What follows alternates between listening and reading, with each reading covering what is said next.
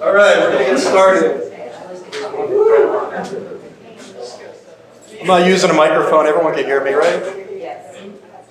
Okay. So my name is Eric Aguiar. I am a financial analyst for the city since about 2020. Before 2020, you might recognize me or recognize my name, I was the tax assessor for the city since 2012. I'm still the tax assessor in other towns, and I just work for Asbury as a financial analyst, specifically for the pilot agreements. So all of the talk about pilot agreements, I'm your guy. That's, that you want to direct your complaints to, I suppose. But a little bit of housekeeping here, just to understand my perspective, particularly with the presentation. My goal here tonight is not to tell you that pilots are good, tell you that pilots are bad. There's some more housekeeping. Let's keep your phones off. So I'm not here to say, tell you that pilots are good or pilots are bad or anything along those lines. I'm not coming at you from any particular perspective in that regard. I'm just here to give you the information. And you can decide what you think about it. And really it depends on your perspective, because as you'll see through the presentation, it depends what your perspective is on certain aspects of what kind of goals you want the city to achieve, whether it's affordable housing or preservation of historic buildings or putting in public parking. All of those things are things that have any sort of redevelopment comes into play when we're talking about pilot agreements. One more housekeeping note is we'll save your questions till the end. I'm going to have a lot of material to cover, and when we get to the Q&A portion, you'll have to go up to the microphone in the back, because this is being recorded. It's going to be posted on APTV tonight or tomorrow. Can I ask one quick question? Can your mic be turned up a little? I'm not on the mic. Oh, okay. Yeah, this mic is to pick up the for the TV, Oh, okay. but I'll speak a little louder. Thank you. Will the presentation itself be available? It'll be available. What's that? For those of us who like to be available. Yes. So any further questions, save them till the end, and make sure you have to go up to the microphone to ask your questions so the sound picks up for the TV. All right, so what are payment in lieu of taxes? What are the acronym pilots? Well, we're not going to be able to hit that yet, because first I have to explain about property taxes, which is really not common knowledge amongst most people. So property taxes fund local government services. And what does that mean? That means that's your county services. The county has to collect in property taxes about $415 million each year. Well, that was 2024. Every year it changes. That $415 million gets split up amongst the 53 municipalities in the county based on what the value of each town is relative to the rest of the 52 towns. So Asbury Park represents, value-wise, about 1.3% of the entire county. So Asbury Park is then assigned to pay about $6.2 million in property taxes for the county. That's inclusive of open space too.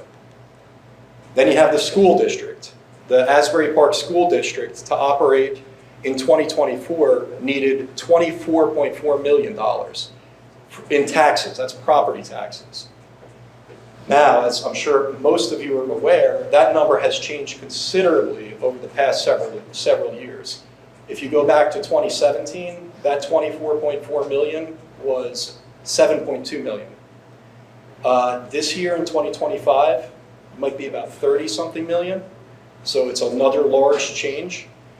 And the reason for that change is because of this bill called the S2 bill that changed the formula of how state aid is sent to school districts. And Asbury Park lost a lot of state aid and ultimately still has to raise money to operate. So that money that was otherwise a revenue source from state aid is now put on to the taxpayers of the city. So that's why the taxes have changed so much in the school district. And then finally, you have the city portion, the municipality. So That represents about 35% of your bill today. And if you look at the actual tax levy certification, this is what's shown on the screen here. You have your county portion, that's the 6.2 million that I referenced. You have your school portion. You have your municipal portion, the city portion. And then you have a separate number that's for the library. It's about $1 million towards the library. Now, the library is a fixed rate. There's a minimum rate that is required by law. So it is the library amount that has to be raised actually does change based on the values of the property because it's a fixed rate. So if you go back in time and you look at the library rate, the library tax levy amount from pre-COVID, it's going to be far less than $933,000. So looking at the city portion. The city portion, that's $16.7 million. That includes everything that you can see on the screen here and more. Police, fire, EMS, DPW, road maintenance, trash collection, recycling, snow removal, et cetera, et cetera, et cetera. The city sends you the tax bill, but it collects the tax bill for all of these. So I know there's always a lot of focus on taxes in the city, but the city actually only has control over that portion of the pie. The other portions of the pie it has no control over. Looking back in time, so you see the municipal portion has remained relatively flat since 2017. Have costs gone up in the city? Absolutely. Probably a large reason that the city levy, tax levy, that the taxpayers have to raise has been flat. There's a lot of moving parts, but part of the reason is because since 2017, there's more revenue sources. One of those revenue sources is pilot agreements. So that's a large reason why that number has remained flat. If you look at the school or the total amount has gone up from 2017 to from $28 million that has to be raised in taxes to $48 million. That's almost double. If you look into 2025, I think it will actually be a double. The reason for that change, of course, is was 7.1. I misspoke, not 7.2. 2017, $7.1 million from the school, and $24.4 million going into the 30s in 2025. So the city in 2024 had to raise $48 million. That $48 million, how does that get distributed amongst all of the property owners, all of the taxpayers in the city?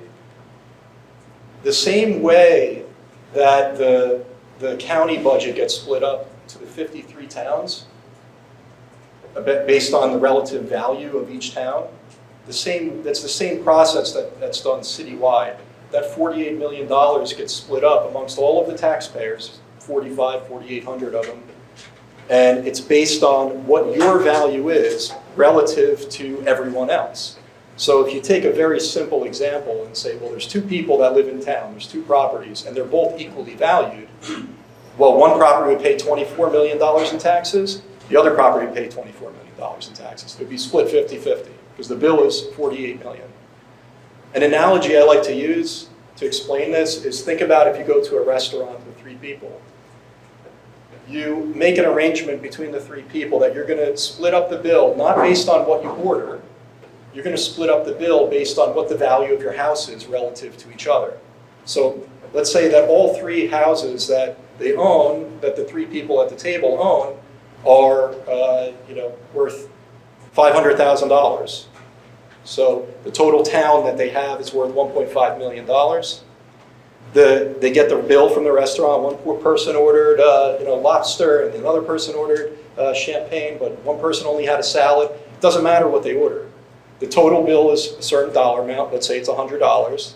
Well, now we're going to take that $100 and we're going to split it up based on what the relative property values are. In the scenario that I just gave you, $500,000 each, they all pay $33. Now, that's not reality. I mean, here we're talking about an entire city, 4,800 properties. I don't know, Mike, how many properties we have? About that, 4,800 properties. And the property values vary. I mean, are you a 4,000 square foot house on the 3rd block of the city, or are you, a 2,000 square foot house on Asbury Avenue? It's going to be a very large difference in what the properties are paying. But relative to one another, they should be paying, that everybody pays the same rate. So the way the tax rate gets calculated is it's very simple math. It's the total tax levy, the $48 million that has to be raised, divided by the net value of all of the property in the city, the taxable property, which in 2024 was about $3 billion. 2025, it's about $3.3 billion. So it's one number divided by the other number, 1.582%. Everybody paid 1.582% of their assessment in 2024.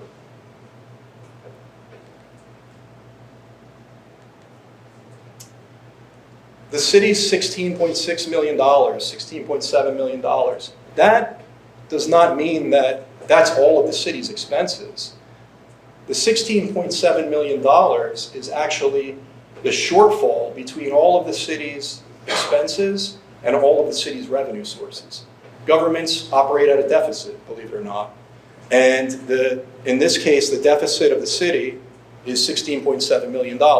That $16.7 million is what's assigned to the taxpayers. This, by the way, the school budget works the same exact way. So what are some examples of, I mean, the expenses are pretty obvious. I ran through them in the other slide. But what are some examples of revenue sources? Construction fees, permits, zoning variances, fees, court fines, hotel occupancy taxes, state municipal aid, ambulance service reimbursements. There's a whole host of revenue sources that the city has. One of those revenue sources are pilot agreements. And relative to the entire budget of the city, that's where my narrow focus is. So if you have questions about grants, I'm not your person. If you have questions about municipal aid to the city, I'm not your person. I have no idea. I'm only focused on that very specific area, the pilot agreements. So now we can answer the question, what's a pilot agreement? It's a financial arrangement where a property owner makes a payment to the city that is outside of conventional taxes. So you get put onto the tax exempt list, so you don't pay conventional taxes, but you make a payment to the city that's something else, something other than taxes. Generally speaking, that number is something that's less than taxes. It's usually lower than what taxes would otherwise be. So, I don't know why that's showing up like that there, but piloted properties are not included in the regular rateable base of the city. What they do is they make a payment directly to the city that becomes a revenue source. So think of it like this, and I'll go through the numbers, but the city collects $5 million in pilot. If it wasn't for the $5 million in pilot, it's like 5.5, but if it wasn't for the $5 million in pilot, that $16.6 million would be $5 million higher, which means that the $48 million would be $5 million higher. So what are the purpose of pilots? It's ultimately to spark redevelopment, to have projects that wouldn't otherwise happen financially feasible.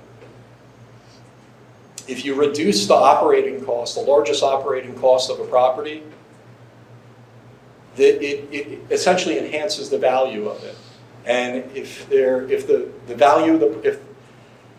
largest operating cost is known and stable, you potentially could have developers willing to invest, or you could have opportunities to build affordable housing, banks willing to finance the large projects. So let's run through some of those examples. It unlocks the development feasibility. In some cases, without a pilot, and I'm not presenting to you in all cases, I'm saying in some cases, without a pilot, development might not be viable. The cost of the construction might be too high. interest rates to borrow the money are very high right now. And what that would lead to if you don't develop the property is you'd have land that's underutilized and essentially, paying far less taxes or far less payment to the city. It could also support community goals, so you could make affordable housing developments or preservation of historic buildings, which otherwise would be very expensive to do. You can make that financially possible. And you could fund critical infrastructure. So what I'm talking about there are water and sewer systems, public parking, the boardwalk. You could use pilots as a tool to help subsidize those types of goals. Another term that is going to come up throughout this presentation, which I have to introduce you to, is a RAB, which we use the acronym, Redevelopment Area Bond. And what a RAB is, it's a municipal bond. It's a financing tool that municipalities and developers use to fund public purpose improvements. Usually RABs are paired with pilots to help subsidize and finance projects that wouldn't otherwise happen. They wouldn't be financially viable. So before I get into the different projects that we have and the actual agreements that we have, I just want to show you what my role is in the bigger picture. So this is all about redevelopment when we're talking about pilots. Well, for the most part, it's about redevelopment. I break it up in my mind into two different phases. You have a phase that's like the planning phase and the building phase, and then you have the property that actually becomes built and then gets transferred over to the administration phase, where now the city has to start billing the property. So when we're talking about pilot agreements, these two areas are kind of fragmented. You have the developers, developer attorneys, planning department, the city's redevelopment attorneys, the city's bond attorneys, and financial advisors that are all planning out this development that's going to happen. And then, and I'm talking specifically with development that's getting pilot agreements. Then the development does happen, and it gets shifted over. Well, now it's a real thing. Well, the development, the planning department, they're out of the picture now. So now it goes to the tax collector, the tax assessor, the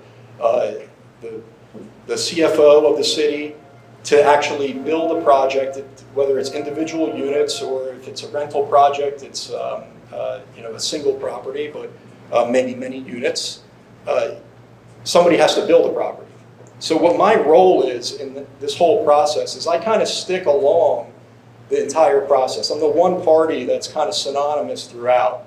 And I'm engaged throughout the planning process, all the way through the billing process.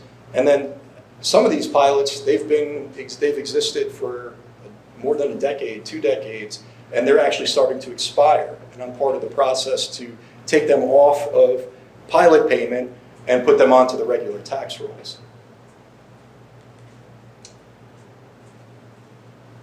So I don't know if you could see this screen here,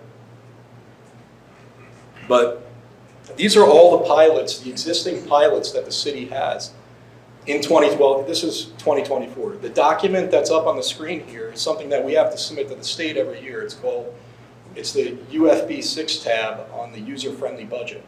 It's accessible. I think it's on our website. It's on the state's website as well. And this shows each project that we have, that we've built in 2024, that we build pilot payments to. It shows the amount that we've billed. In 2024, we billed about $5.4 million in annual service charges. That doesn't include an additional about $120,000 of administrative fees. So we're really looking at in 2024, about $5.5 million. We're going to get into it in a little bit, but to put that in perspective, 2023, I'm sure you probably think the number was lower, but it's actually significantly higher. 2023, we billed $6.8 million in pilot. 2023 was the peak year of pilot collection that we'll probably see for a while. And the reason is because from 2023 to about 2027, all of what I would describe as the most lucrative pilots that the city has, North Beach, Wesley Grove, and the Griffin, are coming off of the pilot agreement individually per unit. Initially there's 290 units that had this type of pilot agreement, and they're 15-year arrangements, and the 15 years comes to an end based on either 15 years from January 1st, 2009, or 15, which was the 2023 date, December 31st, 2023, or 15 years from the CO. If the CO of the unit, the completion of the unit was after the January 1st date, for the most part, that's applicable. Those dates are applicable to Wesley Grove and North Beach. As far as the Griffin, the post building is already off. Post building is where Black Swan is. They're already completely off the pilot agreement. They're paying conventional taxes. And the Griffin, I think they expire in 2027, 2026 or maybe 2026. The document's right in front of me. So. I'm sorry, based on CO date is when the pilots. Save it to the end. Protocol here. Yeah. Just want to clarify before I forget that. Yeah, save it to the end. Yeah. Because the mic's not going to pick you up No anyway. worries. No worries. So those were what I would consider the most lucrative payments to the city, because many of those units were actually paying what conventional taxes would otherwise be. But the city was keeping it as a revenue source. So now they're being transferred off of pilot agreement onto conventional taxes, and it's a different picture. So it was about $6.8 million in 2023. Now we're down to about 5.4 because we lost a significant chunk.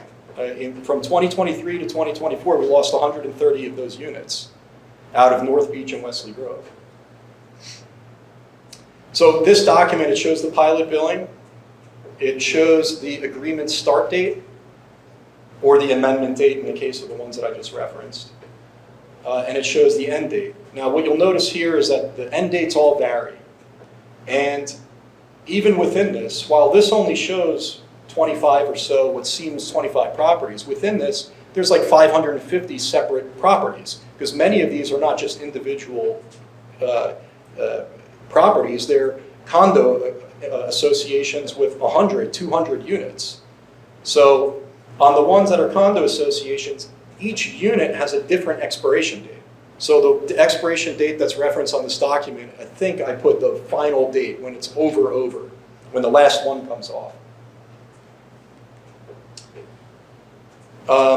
Griffin, Wesley Grove, and North Beach, I'm highlighting them here because these are the ones that have started to come off. This document here from 2024 doesn't show that peak year where we were collecting much more. I think we were getting from those three properties over $3 million in 2023. And you could see, add up the numbers now, you got 900,000, 400,000, and about 300. So we're about half, maybe 1.6 million or so. And going down. I think this year will probably be about 1.2 million.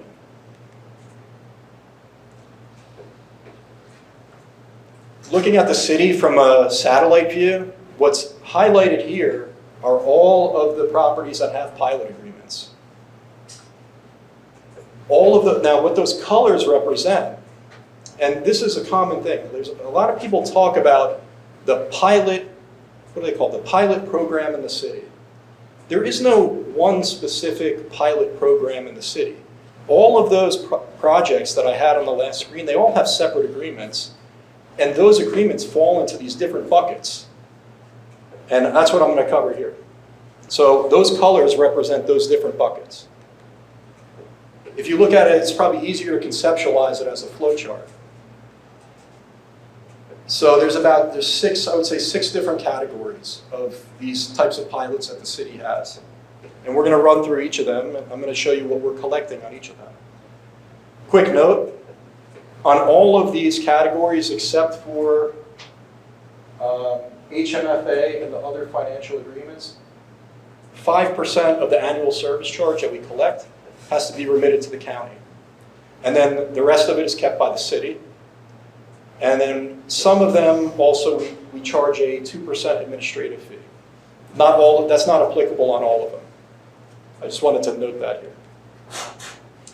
So first we're going to look at the big one. The big one is what we reference as RAB pilots. The reason that we call them RAB pilots is because they also have RAB, these redevelopment area bonds associated with them.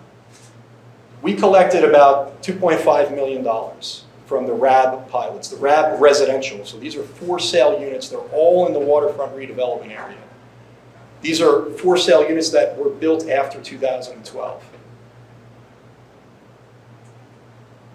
This is about 45% of our total pilot collection. So the majority of our pilot collections, probably this year, will be these types of pilots. The most important thing to note, because I know a lot of people are just against pilots and they're, why is that project getting a pilot? Why is that project getting a pilot? One of the most important things to note here is this category, the city is required to grant the pilots on development of the for sale units in the waterfront redevelopment area. And why is that? Well, we have to take a history lesson. Back to this, in 2012, so there's a document from 2012 that was the result of an arbitration between the city and the master developer at the time, which was Asbury Partners. What came out of this, the main gist of the arbitration, which there's several slides on this, which I'll see if I missed anything in this explanation, but the main, the crux of the arbitration was essentially the city brought the master developer to arbitration because the developer was not performing. They were not developing enough units. Quite frankly, the city had gone decades without the waterfront being developed properly. Maybe sporadically things were happening, but very little. So the city finally got fed up with it, brought the master developer to arbitration, and the arbitrator, Judge Politan, he ruled that, and he ordered the parties to work collaboratively. The language is actually on here. He directed the parties to work collaboratively, the two parties, the city and the master developer, work collaboratively to figure out a way to develop the waterfront. The main problem that the developer was having, or at least what that they expressed, was that the cost of the infrastructure in the waterfront was exorbitantly high. $100 million, or at that time it might have been 80 million or somewhere around there, but we're talking about in the tens of millions, almost $100 million. So that's what the judge ordered the parties to do.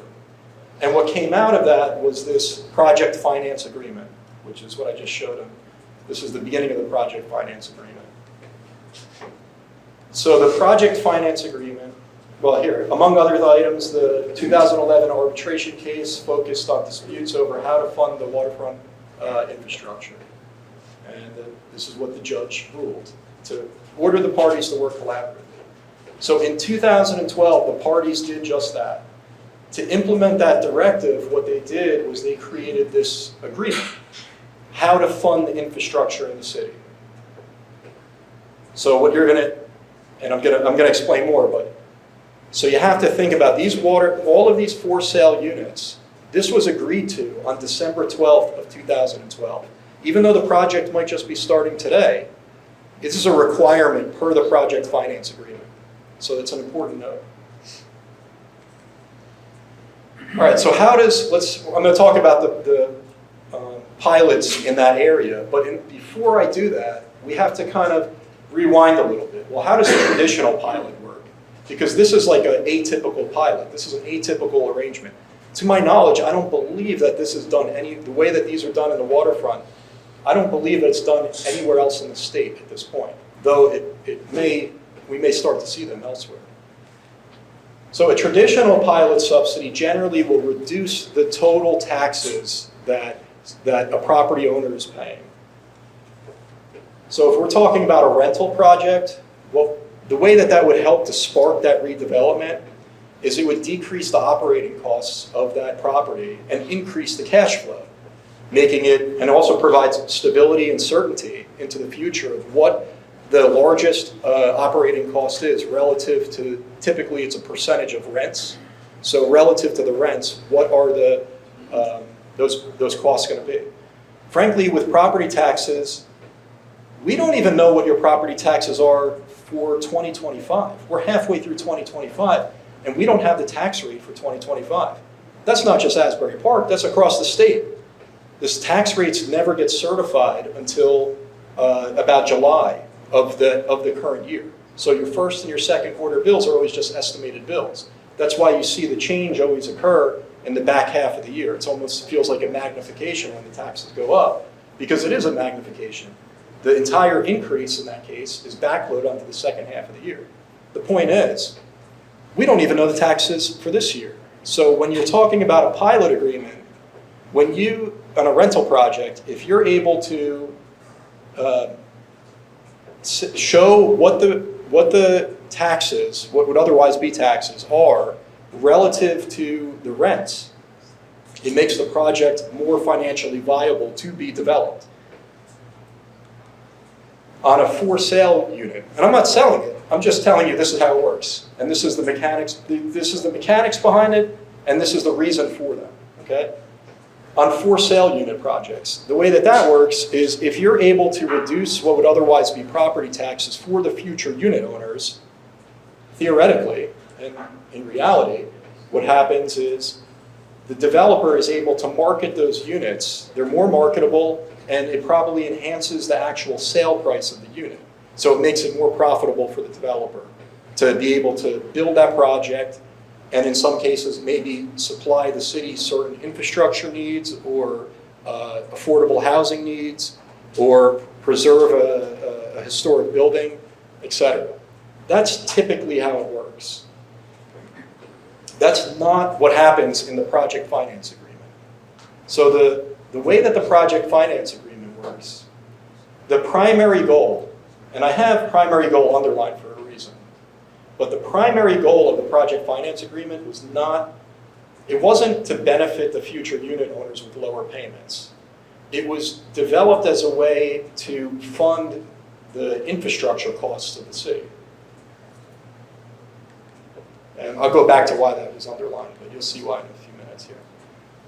So the idea behind the project finance agreement, special assessment, pilot program framework, it's a lot, it's a mouthful there, but we'll try to refer to it as the special assessment program from this point. So the idea behind it was to get future unit owners to fund the waterfront redevelopment area infrastructure costs through the special assessment program. So essentially the developer will front the money, pay for all the infrastructure, and then be paid back for those infrastructure costs over the next 30 years.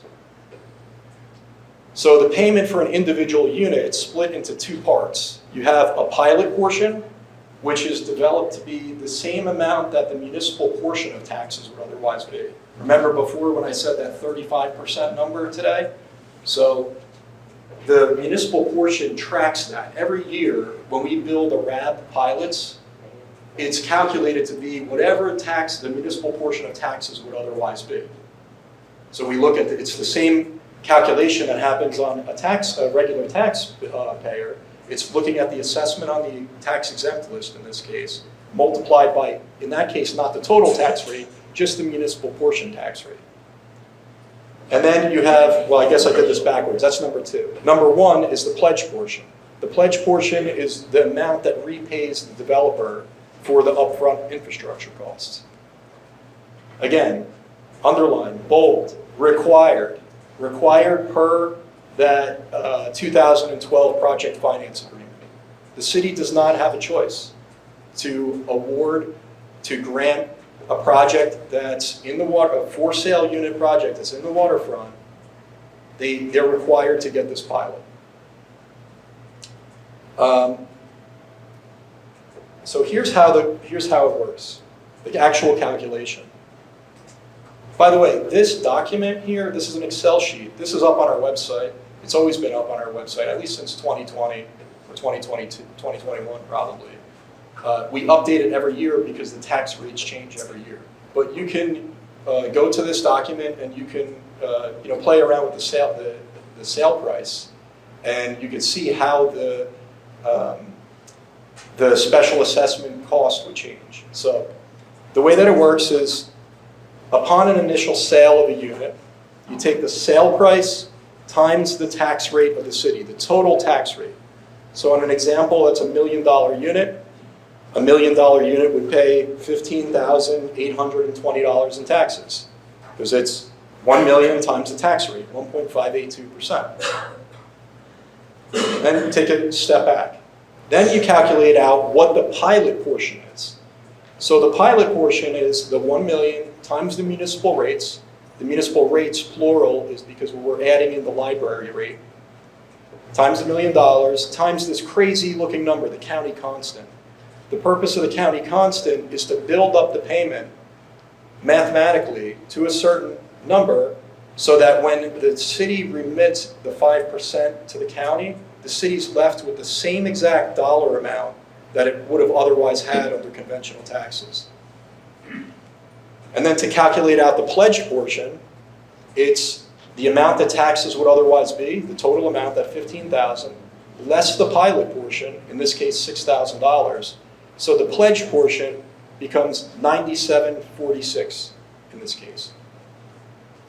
So when we talk about pilot agreements, or not when I talk about them, but when people talk about them amongst themselves, there's always this misconception that the properties that are paying pilots are not paying anything to the city. This term tax abatement, they're not paying anything. And that's not accurate. As a matter of fact, in many cases, they're paying almost as much or just as much as conventional taxes. So in the case of, in these, the city receives the roughly $6,000, $1 million unit, the city would receive the $6,100, and then that $9,700 goes into the pot to pay for the infrastructure costs that the developer fronted, per the project finance agreement.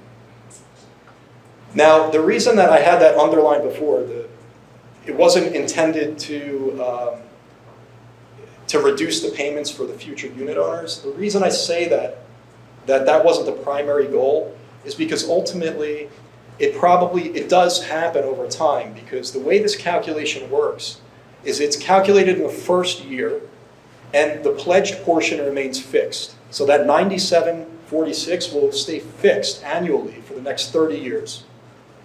The pilot portion that the city receives will change according to whatever taxes would have otherwise changed. So when you fast forward out 20 years from now and a loaf of bread is $6,000, I'm sure we'll be looking at this and saying, wow, those properties do pay a lot less than conventional taxes.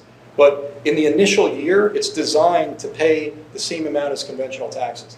As a matter of fact, they actually pay more than conventional taxes in the initial year because they have to pay a 2% administrative fee. So if you look at the total payment here on $1 million unit, $1 million unit on one of these RAB pilots would be paying $15,900, while taxes would only be $15,800. Well, by year 2 or year 3, that catches up and it's in their favor. So just to show an example of how a $2 million unit would work, instead of being what that number was, $15,900, it's double. It's $31,800. So a $2 million unit in the waterfront, that was, if it was the initial sale took place in 2024, they'd be paying about $32,000 a year. The difference is where the money's going. The city's getting $12,000. All right. That was the hardest one. So it's going to be all downhill. This is just a summary of the RAB projects that we have, the residential for sale units. There's 280 of the units in 2024 that were complete and paying. 4 approved agreements with construction underway. Those are the yellow ones there, Baltic, Aegean. We just got our first sales in the Baltic over the past maybe 3 weeks. We started to get sales over there. Baltic, Aegean, Toll Brothers project on Lake, the Pulte, the Sunset Square project, and then we have a couple that the shovel's not in the ground yet. Somerset, the Somerset project, I think it's called Inspire, 112 condos, and the Delta, which is another KOF project on the north side of the city. So again, all in all, that represented about 45% of the collections, the pilot collections in 2024. Going back to our flow chart, and then diving into the commercial RAB ones. For the most part, these are connected to for sale units. You have the Asbury Ocean Club. There's 158 condos in the building, and then you have the hotel, which is actually a separate property. It's condoed out. The hotel is a separate property. All of the 158 condos are separate from one another. And then it's 158, 128, maybe 128, whatever it is. So you have the hotel, and then you have a parking garage, and you have the retail component. Those commercial components, they also pay pilot and special. They pay the special assessment. So that's the pilot and the RAP portion, the pledge portion we refer to it as. And then the Asbury Hotel is the other one. So this represented about $435,000 last year, which was about 8% of the collection in the city. This is inclusive of the administrative fees, by the way. Now we go over to the non-RABs, which I referenced before when we were on the slide with the user-friendly budget. In 2024, we collected $1.6 million of annual service charges and administrative fees from them. At this point, we're only talking about the Griffin, Wesley Grove, and North Beach, with more than half of those units have already expired at this point. Like I said, in 2023, the collection on those was over $3 million. Last year was 1.6. This year it's probably going to be closer to 1.2. And if you look at the fine print here, you can see how many expire each year. By 2027, we're going to be left with almost none of these.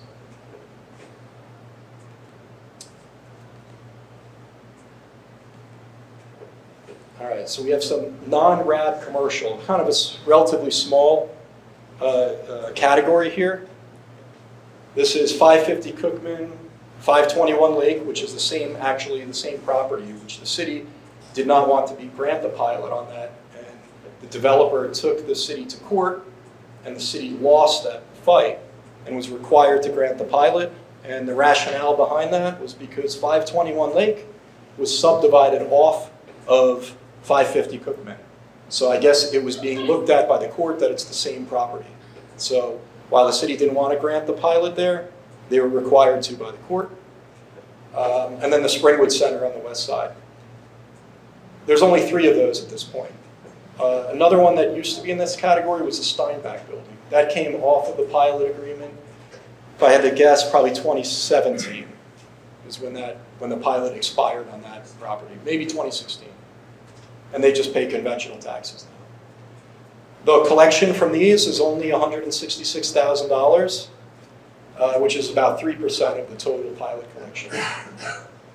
Then we have this category that is called HMFA. This is New Jersey Housing and Mortgage Finance Agency. All of these units are either affordable or senior living. So there's, I don't know how many properties there are, probably 6, 7 different properties, but there's 730 separate units.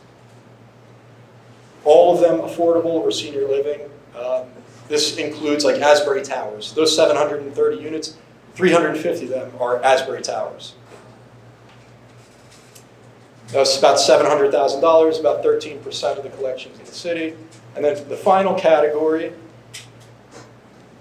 is what I call other financial agreements. They don't fit into those other buckets under the statutes that those buckets live under. So these are, there's three separate agreements. One of them is with the Housing Authority, which covers 6 different properties. The total billing on that other group was about $78,000. Now, the reason that I have to bucket all that out painfully and go through all of that is because there's always these comments about the pilot agreement. There is no one singular pilot agreement. I think when you talk about it, you have to reference the specific project that you're talking about, or you have to, at minimum, reference the particular category. All right, so this slide, this is going to be available on our website, but this shows the flow chart with those same dollar amounts that I showed on the prior slides. All right, so before we open up to questions, I'm going to answer your questions first. Because there's always these a lot of people will have these same questions. So I got 3 questions, okay? Well, number 1, do pilot agreements negatively affect the school tax levy or budget? Who guessed that was going to be the first question? Okay. Well, guess what? The short answer here is no. The pilot agreements do not affect the school tax levy or the school budget, okay? And here's why. The school taxes, they're levy-based. It's the expenses less the revenues, or revenues less expenses. It's a deficit. So the school is going to collect whatever they need to collect. The $24.4 million is not decided based on you have X amount of properties paying taxes. It's decided based on the needs of the school. So that question, the question was worded, do pilot agreements negatively affect the school tax levy or budget? No, they don't. Okay? And I'm going to have another slide on that as well. All right, now how do the pilots affect property owners in the city? Much, much better question. And unfortunately, there's no blanket yes or good, bad. It really depends. Every piloted property project, you have to analyze it separately. It's really on a case-by-case basis. Well, what are the questions that you have to ask? Well, first of all, the most important, probably the number one, not probably, the number one question is, was the project financially feasible without the pilot agreement, without that subsidy? Because if the answer is no, well then it's really difficult to go further in that analysis. Because if the project wasn't otherwise going to happen, which is the whole premise of all the pilots, it's supposed to be, you're not granting a pilot unless it's needed for that development to happen. But if the answer is no, it wouldn't have happened, what exactly are you comparing? It's really convenient to come in Monday morning quarterback 3, 4, 5, 6 years after a project is done and say, well, that would have happened without the pilot. A lot of the projects that we're talking about were done at a time when the city was not what it is today. As a matter of fact, even when you think of the RAB pilots, the for-sale RAB pilots, that agreement was done in 2012. We could be critical. Was it a good agreement back then for the city to make or not to make? But you have to always put it in the context of 2012. 2012 was a different world. And I'm not saying it was a good deal or it was a bad deal for the city to make back then. But what I am saying is that the city was not what it is today. It was right on the heels of the financial crisis, and the city probably was not developed for, at that point, 40 years. 30, 40 years the waterfront was trying to be developed and nothing was getting done. So it's a different viewpoint. We have a different perspective of it today, and I think people have to recognize that as well. All right, so the second question is, if the project wasn't built, so let's say the answer to that first question is no. Well, if it wasn't built, what would the tax revenues have been if the site remained undeveloped? How does the pilot revenue stream affect the city budget and tax levy? Going the other way, does the existence of the project increase costs to the city? We can't ignore that.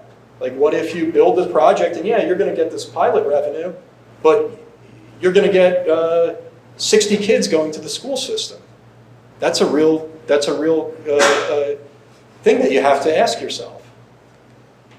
Or you're going to need more police or more fire or more road paving. Those are considerations that you have to make. Did the project advance key city goals? Affordable housing, infrastructure investment, historic preservation. The city has a lot of historic buildings. The city has parking needs. The city has a desire to provide affordable housing. And guess what? You're not going to get developers knocking down your door to build a project that they're going to be receiving rents that are significantly less than market rents, because the math simply doesn't check out. The cost to build the building is going to be high. The cost to borrow the money is going to be high. And if you're not going to be receiving top dollar rents, oftentimes the math doesn't check out. So that's what these pilot agreements are used for. Well, maybe a project would happen on that site, but not a project that includes 20% affordable housing.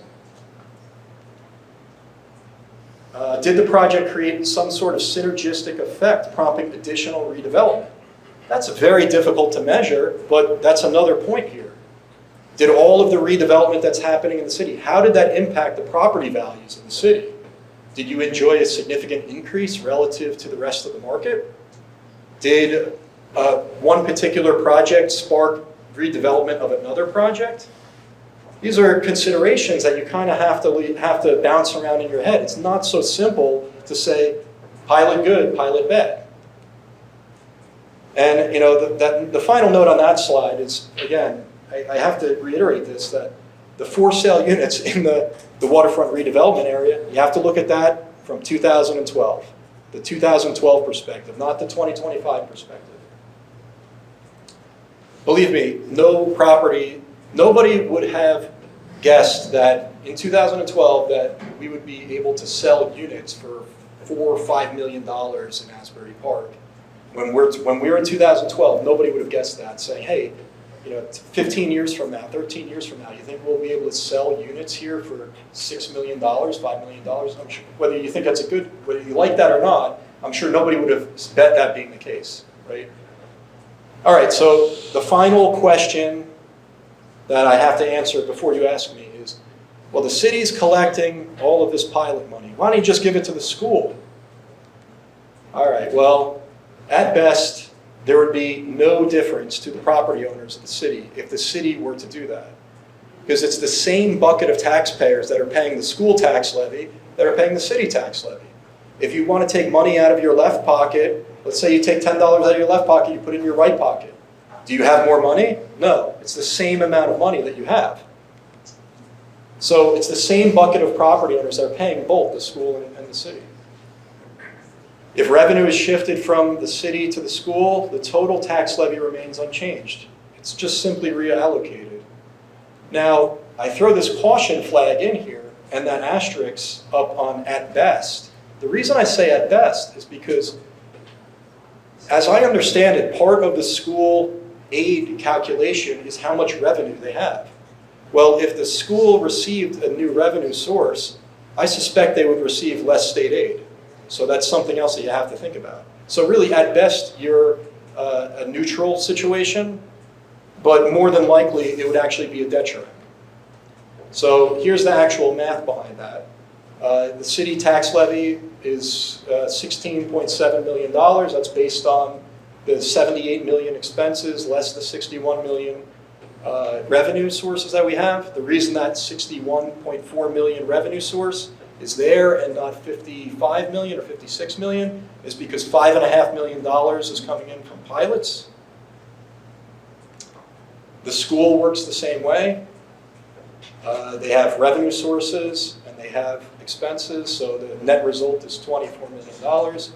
So let's do a hypothetical scenario where the city is going to give all of its pilot money to the school. What would happen is the school tax levy would be $18.9 million. The city tax levy, instead of being $16.7 million, it would be $22.2 million. The total tax levy is exactly the same because you just move the money from one pocket to the other. And ultimately, you have the same exact situation where property owners are paying the same taxes.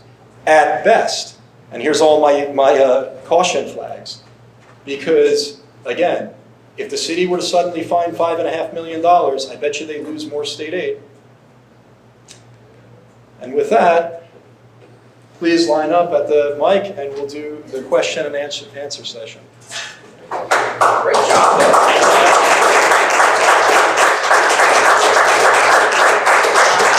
Or we can leave it at that. Excellent presentation. Nice job, Eric. Really well done. Thank you. I think, I don't know if the protocol is to announce your name and address. Okay, it's Lou Solomon, I'm on 4th Avenue. One question I wanted to ask you is there are committees that cover a lot of things in town, but there's no committee that reviews the pilots. But pilots, like you said, are individually negotiated. We have historical ones, we've got tracking of existing ones, and we got new and pending ones. But there's no committee that reviews these. It's you, and I presume it's you making recommendations to the city. Yeah, so, well, just to clarify, from my perspective, I don't make a recommendation of, hey, this is a good pilot, this is a good to grant a pilot for this development or not. What my role is in the planning phase is to analyze the project costs, the projected revenue stream of the project, and I make a determination on behalf of the city if, as the financial analyst, if that project is financially viable without the pilot agreement. Could it be done under conventional taxes? And guess what? If the answer is ever, yes, that could be done under conventional taxes, believe me, they wouldn't get a pilot agreement, right? So my perspective of it is simply, here's a project. I'm not making any, I have no opinion on whether it's a good project or a bad project. It's simply, this is the project that's before me. Is it financially viable without a pilot agreement or not? If the answer is no, it's not financially viable with under conventional taxes, then the second question I have to ask is, well, what's the minimum level of subsidy that property needs in order for it to get over to that threshold? And because ultimately what the city wants to do is not just grant every property a pilot and get any sort of redevelopment going. It'd be very easy to get redevelopment going if we told everybody you have to pay zero. So what my role is to try to get the dollar amount as high as possible where it's just at that threshold where the development will still be achievable financially and the city is going to maximize the revenue source. So that being said, it's up to other people. It's up to the mayor and the council if that project achieves the goals of the city. So I do present to the governing body the financial analysis, but the overall picture will be up to the mayor and council if the project is achieving the goals that the city has or not. If a project came forward for, it's not going to provide any affordable, it's not going to provide, any public infrastructure needs, not going to solve any of those problems, not going to preserve a historic building or any combination of that, just, hey, I'm going to build this project. I suspect the governing body would probably say no to that project because they're always looking for it to achieve goals that the city has. Mm-hmm. So, but there is no, committee of residents, if that's what your question is. Yeah, it was whether is a Right. committee. Is your financial analysis shared publicly? On a per project basis? Yeah. Well, typically they're in draft format because they're being the approved reviewed ones. in negotiations. So I'm not sure. That would be a question for the city attorney. Okay, thanks. Hi, Ellen Stagg, Comstock Street. I have a couple questions. Why did we lose the state aid to schools? What do you say? Why did we lose the state aid to the schools? Well, I'm certainly not an expert in that. All I know is that a bill was passed called the S2 bill, which changed the way that aid is distributed amongst all of the school districts in the state. And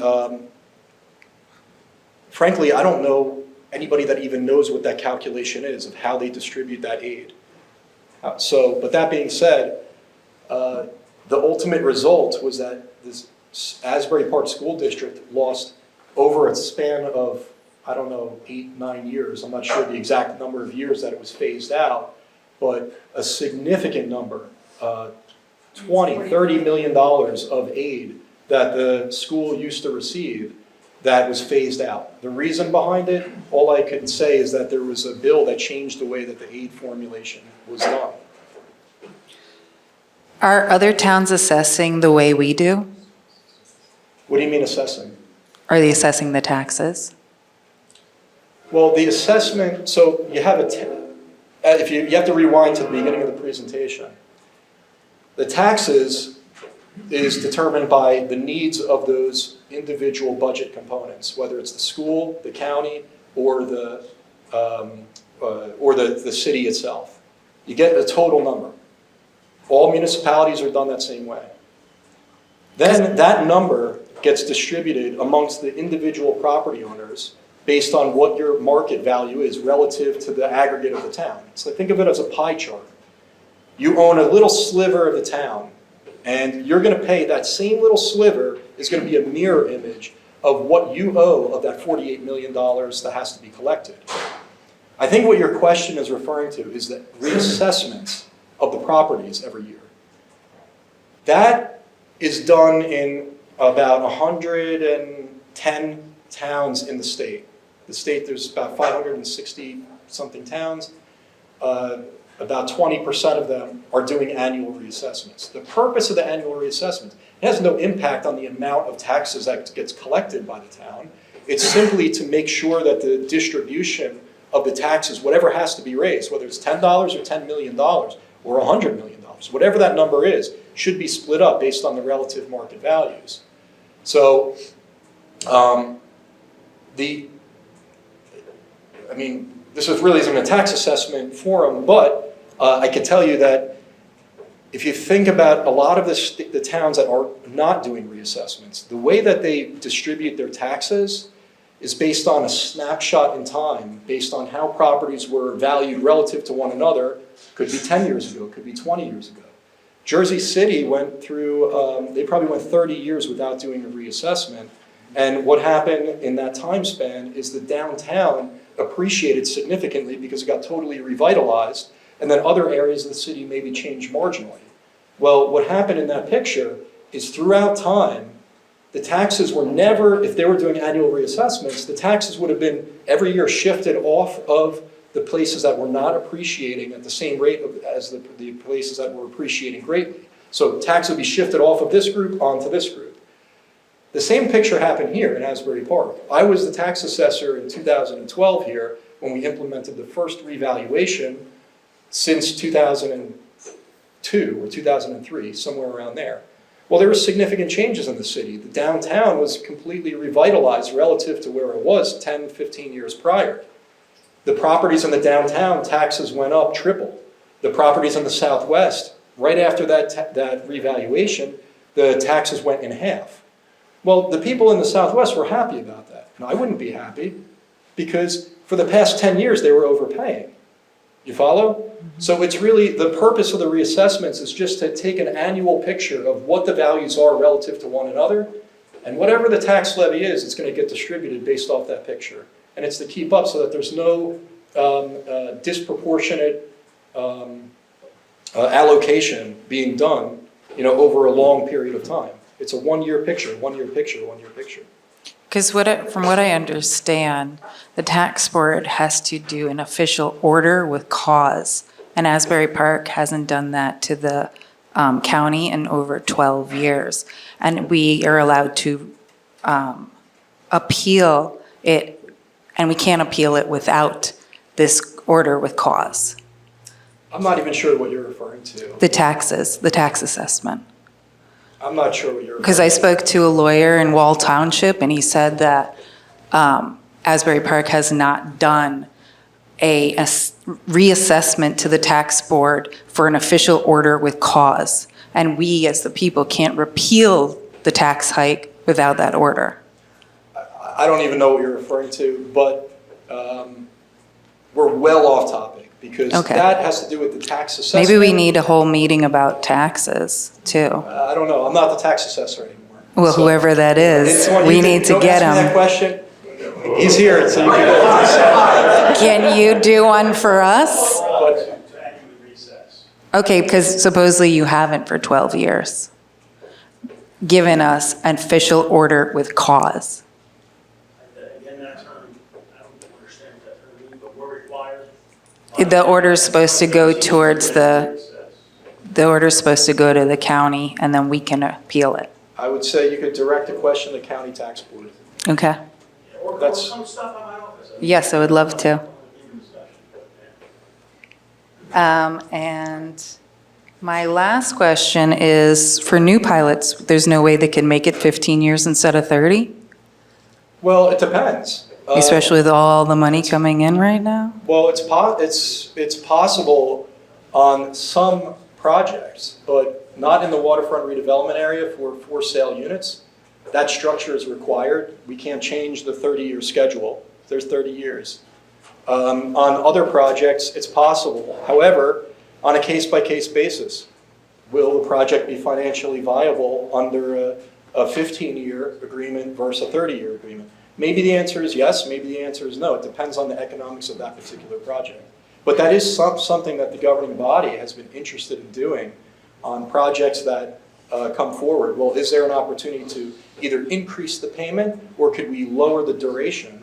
These are all considerations that are talked about. Thank you. No problem.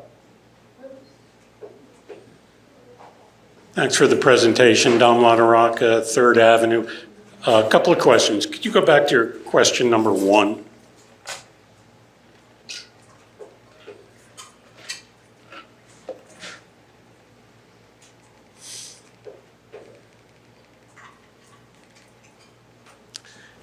And I think you're absolutely right with regard to the school budget itself.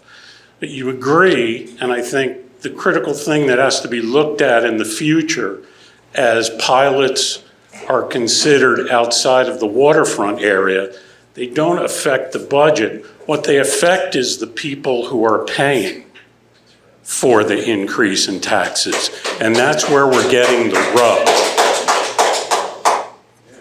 Agreed? Well, that's why question number 2 is a better question is how does it affect the property owners? That's why that's a better question, I agree. Oh, okay. But we see that there has to be a balance between pilots outside versus what it's doing to, as all these budgets are going up, and arguably, how much they should go up is another issue. But the pilots themselves don't affect the budget, they affect who pays. Correct. Okay. My second question kind of ties into that. It's back on the exhibit that had all the projects and the pilot billing and then pointing out what's being lost in terms of the pilot income. User-friendly budget. Right. And all the way on the right is what the numbers would be if taxes were paid. Correct. The one thing, and my friend Michael has taught me, it would have to be an estimate beyond 2024, but it seems clear in just eyeballing the numbers under pilot billing and eyeballing the numbers under taxes that over time there's going to be an increase in revenue to the city. You mean as they come off of pilot agreement? As they come off of pilot agreements. Just, if well, you just take well, the here, let first me- example where the pilot is paying, if I'm reading this right, $36,000, but if they were paying taxes, if I'm reading the exhibit for what it is, it'd be $107,000. Yeah, well, in that case, that's a 100% affordable housing project. So, Right, okay, pick another yeah, one. I mean, so well, here, let me save you the premise of the question. In almost all cases, you look at any individual one of these today, far better. It would be great for the property owners to take any one of those and say, let's cancel the pilot agreement and let's put them under conventional taxes. Yes, I agree with you.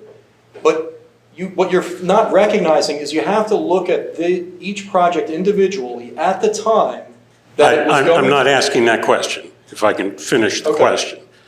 If there's going to be an increase in revenue coming as pilots come off, I would suggest that entities and officials get together and already project out what are those increases going to be as pilots come off? What are the increases in revenue going to be? I understand. And we begin to have community discussions about how that will be spent. So it's a little bit more technical than to answer this. So basically, This $16.6 million, when you have properties that are coming off of a pilot agreement, and you're saying that the revenue is going to increase. I understand why I'm you're just going by No. that. I understand by that why you're exhibit. saying that. Yeah. But so I have to talk, I'm going to explain it technically first. Technically, your revenue, the revenue is decreasing because you're losing a pilot source of revenue, which is a direct revenue shot. Yes, yes. And what's happening is you're losing the revenue source, but you're increasing your ratables. So now the property's North Beach, $100 million, Yes. $200 million. Yes. And what that does is then you then say, all right, well, you have to raise more money. You don't have to raise less money. You have to raise more money in taxes, but you have more properties to spread it across. So here's the challenge of what you're talking about as far as projecting it out. The municipality has to increase the tax levy. As a matter of fact, I'm shocked. In 2020, from 2023 to 2024, I know that the city lost $1.5 million or so in pilot revenue from North Beach and Wesley Grove. I don't understand why they didn't increase the tax levy in 2024 by $1.5 million, right? Probably they were able to find other savings in the city to mitigate that. So what the city, so some of the problem though is the city is actually confined.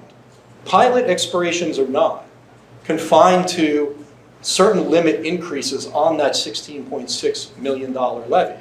Now, there's certain exceptions to the rule. It's called, I'm talking about the 2% cap.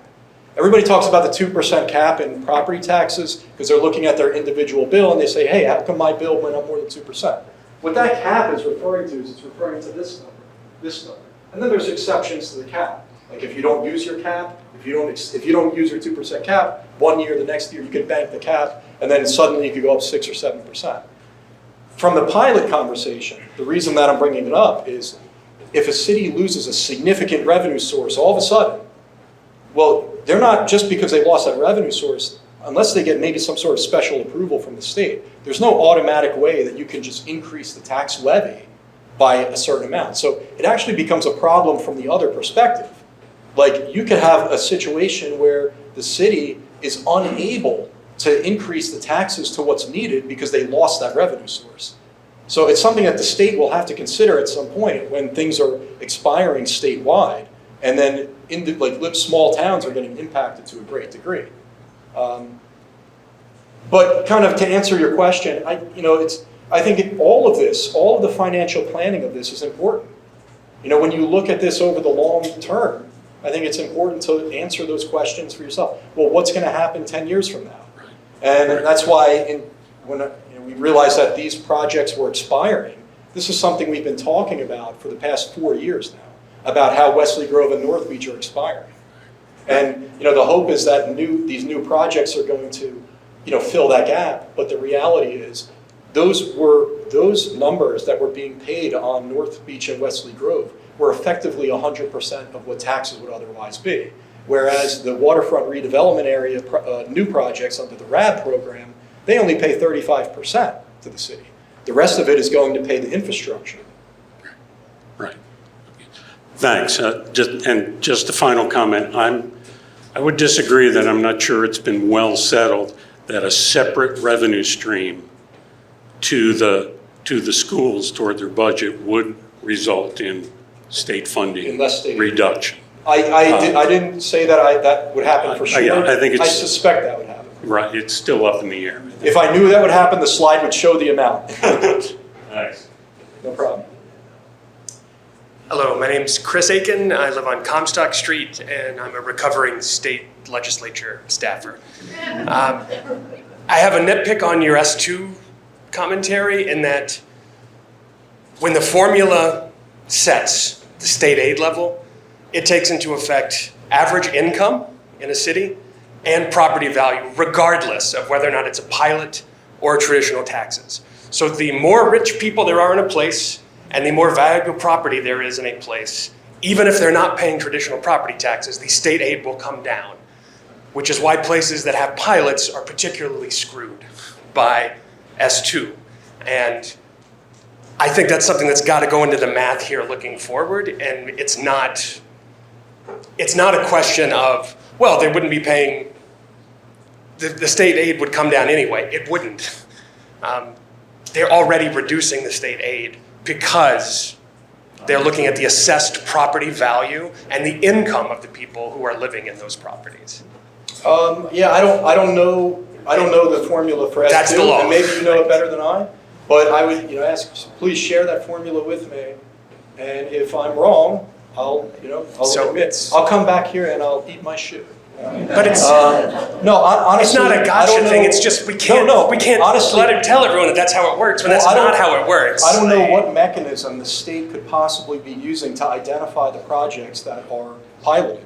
That's the thing is, it I don't would know be too how- difficult, so they don't do it. They just look at all of the property value as it is assessed. No, they that's- don't differentiate no, that's between not pilot accurate. That's and traditional. That's inaccurate. The school budget, or I'm sorry, there's an equalization formula that's done for the school. And what that is based on the rateable properties. And then there's other calculations that are put into that based on ratios of the town. Sale data relative to assessment data and what those ratios are. But the base of that calculation does not include the property we're standing in, which is exempt. It does not include. I'm not saying it would include public property. I'm talking about privately owned property, whether it's a pilot or a traditional What I'm saying tax to you place, is I don't in the know formula. what mechanism they could possibly be using to identify the difference between this property and a piloted project, because they're both on the exempt list. There's not a code that they're looking at and saying this is a pilot property. Further, it depends on what type of pilot it is, doesn't it? So I don't think that's Any accurate. property that has an assessed value goes into the S2 formula. Well, period. you're saying that's the Like, case. I'm saying that's not the case. Send it to me. Send me that formula. I mean, my You guy. send me, my email is on this presentation. You send me that formula. And then separate from that, income goes into the formula, and that goes into state aid. That So is true. anyone who has a high income who's in a pilot, That- their income in town will mean that will be a reduction in state aid. That's accurate. So However- therefore, if a rich person's in a pilot, that will reduce the level of state aid while they're not paying school taxes. You're 100% Okay. correct about that. Thank But what I'll just give you the counterpoint, and not that I'm. The counterpoint of that is that many of the properties here that people are living in, that's not their primary residence. So I don't know how that actually. Income will show up. As well, then you're saying it would show up in 2 towns potentially, or 3 towns if they own 3 properties. It's- It's probably for the primary residence, but I don't know. I'm just giving you the counterpoint. I'm not trying to argue with you. I'm just giving you the counterpoint. I'm giving you the counterpoint. Yeah. Hi, Catherine Healy, 8th Avenue. Thank you for doing this. I just wanted to give everybody in the room who wasn't here 13 years ago some context too with the special assessment, that there was a lot of anger about it. There was a lot researched about it, written about it, reported about it. Exactly the scenario that we're in now. They warned, pass this, agree to this, this will happen. If state aid is ever cut, this will happen. So my question is, with the special assessment from 2011, 2012, is that into perpetuity? So right now on my street alone, there's going to be 94 units built. Within the next X amount of years, they'll get a 30-year pilot. Like, how long does that go on for? Yeah, I mean, typically with pilot agreements, there's an agreement made at that point in time, and then the agreement lasts for that term, which is typically either 30 years, sometimes 15, sometimes, Right. I think we even had a couple that were 12 years. But if there's new And this- construction in 2035, will they also So- receive a 30-year pilot Yes. because of the special assessment? Yes. So basically, that 2012 agreement will create situations where, here we are in 2025, or let's just say 10 years later to keep it simple, then that agreement will last 40 years beyond the 2012 date. I am not sure if that's in perpetuity, like we're talking about 15 years from now, 20 years from now. I don't know. If a property comes forward 20 years from now, I don't know if this thing expires at any point. Personally, I don't know that, but maybe that's a good question for the attorneys. For the attorneys, okay. Yeah. As of now, that is not something that is the situation. Okay, thank you. But I don't know, maybe 10 years from now? hopefully we're all developed by that point. Tracy Rogers, 610 Sewell. I'm gonna put some context to some of the things. You were the tax assessor in 2012, right? 2012 to 2019. Okay, and the city was actually short deficit. The actual municipal was getting tax money. State aid. Yeah, there's like transitional aid, or Yeah. I don't remember what the exact term It was transitional aid. It's kind of outside of the tax assessment Exactly. world, but I know exactly what you're talking about. Exactly, transition. So, from the school district, and I try to equate everything and break it down. At 2013, it's 2018, the city got off transitional aid. That means that the city couldn't handle their budget for the closing of the municipality. Now, at the same time, the school district was being funded by the state, almost 90% of the tax revenue. If you look at any other state, any other municipality, most of their funding goes from the property taxes to fund municipal and the schools. So when we look at the context, and it's not, I never want to shift blame. The deal in 2012, like he said, basically at that time, you're coming out of the recession, we're fighting to start up redevelopment, and this agreement was made. Am I mad? Yes, I am, because I deal with the school, but it happened. The thing is, rationalize it to a point. When you're looking at 2017, the question came up, why did we lose $36 million worth? Because in 2008, the state says everyone had to pay their fair share. And this is what, it just happened. Everybody in the state is going crazy. 2018, Sweeney and Sheila Oliver said, we're creating S2. That means everybody's gonna have to pay their fair share. So we're looking at what the expenses of a school district, what they call the fair share. That means basically the formula for the fair share. I can't tell you everything. I go through it nightmares of mine, but this is the increase. My only problem is the two questions I have is your friendly budget. Is when you look at the iStar, the Ocean Club property, where they're paying $1.5 million or assessed, and I'm probably going back from another year, and then you said probably that if they were paying full taxes, it's $3.5 million. That is a substantial cost because of that pilot, and the school district isn't getting anything out of it, except for if the municipal portion of that rate. What would you say, as a tax expert, how do we fix this, and what is the suggestion that we can all coalesce around so we're not fighting? The numbers you're referencing, it seems that you're talking about the residential units in the Asbury Ocean Club. Yeah. Yeah, 2024 is about 1.5 million of pilot portion. Yeah. And if it was paying conventional tax, it'd be paying almost 4 million, not 3.5, probably Yeah. just 4 million. So huge difference. Keep in mind that those unit owners, not that it's going to the school or to the city, but those unit owners don't just pay 1.5 million. They pay another 1.7 or so million for the infrastructure, right? So it's not like these property owners that are in the Asbury Ocean Club are only paying $1.5 million. They're also paying to fund the infrastructure. I just wanted to, kind of lay that out. It doesn't help the city budget, it doesn't help the school budget, but the unit owners in 1101 Ocean are not only paying 1.5 million. They're paying, more than double that. That being said, your question is how to fix it, because I would certainly agree. I don't think anybody would disagree. If I could snap my fingers and say 1101 Ocean, let's forget this whole thing, don't pay for the infrastructure that the developer fronted and we agreed that you're going to pay them back. Let's just turn you to conventional taxes and you pay conventional taxes. We cancel the pilot agreement and you go on as a rateable, and we increase the value of the city by $250 million, the tax rate would come down. In a blink of an eye, I would say that's a great deal, let's do that.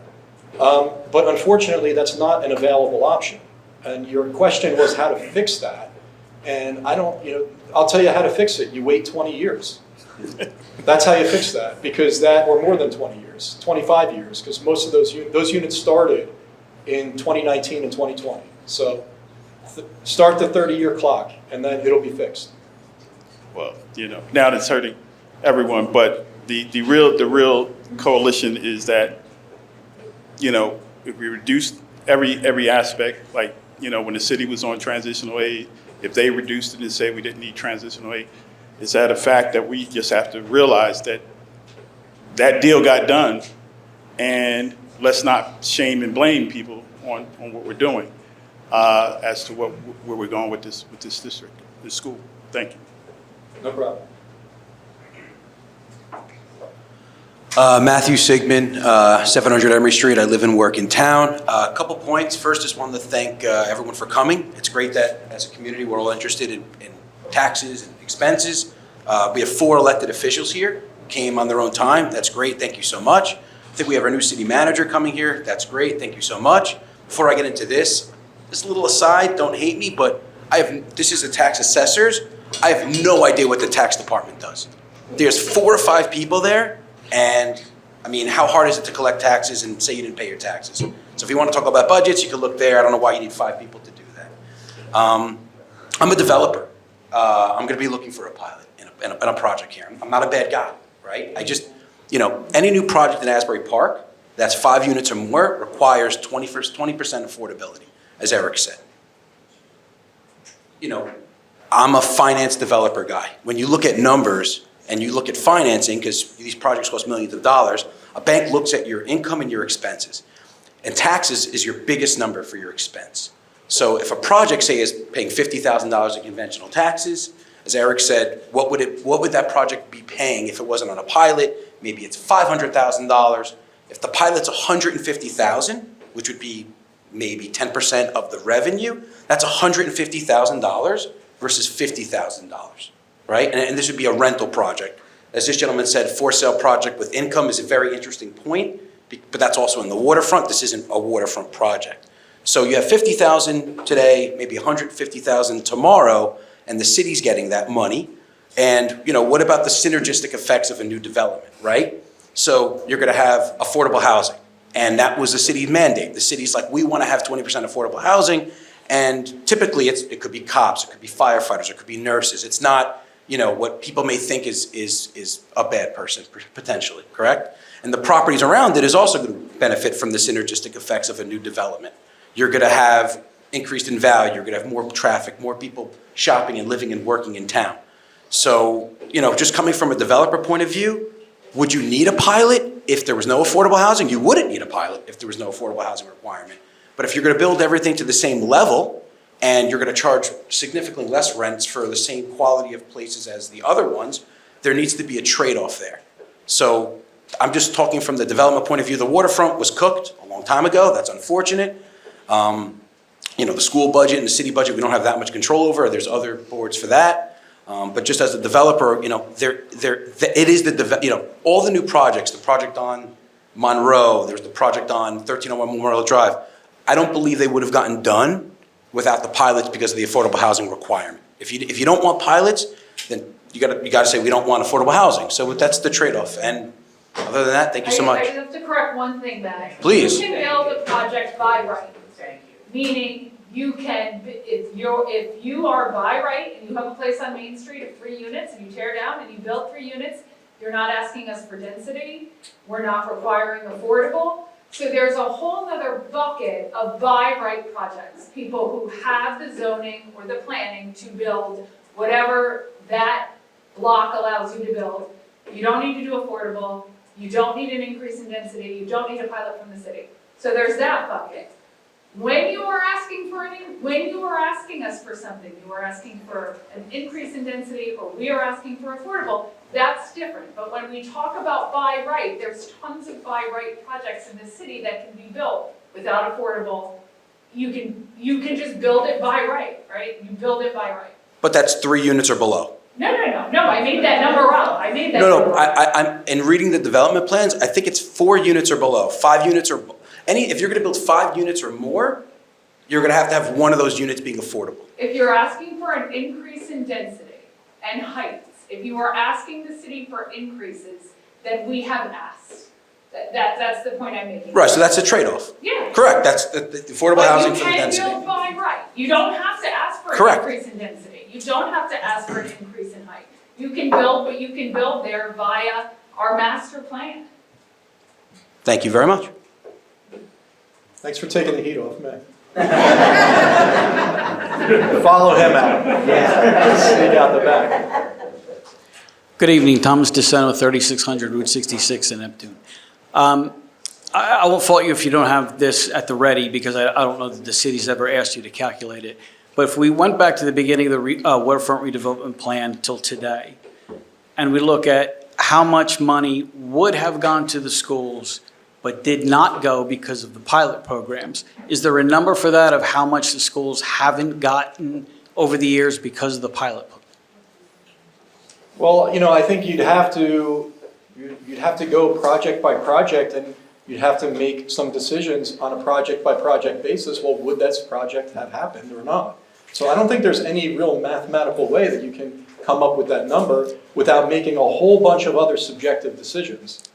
No, I just mean the physical number. Obviously, that when you give somebody a pilot, you're saying you don't have to pay. Hold on, like a physical number comparing if that project were to happen. If it was an outright project that was taxed conventionally versus. So you don't, in your analysis, it doesn't matter if the project wouldn't have happened otherwise. Well, that's going to come to my second question, but there certainly is a number out there, right? That a project would have paid in taxes, but did not, but for the granting of a pilot.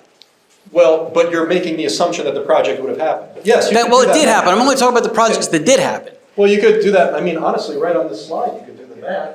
I think the school taxes are what, 50%? So you could do the math right from this slide. But this is making the assumption that the project happened. I was just looking for I'm just talking about the projects that did happen, I'm saying the projects that did happen. Right. But what I'm saying. I understand if you're telling me to add it up. I was just asking if you happen to have that at the ready. You're the tax expert here. If you don't, that's fine. I said up front, I'm not going to fault you if you don't have it.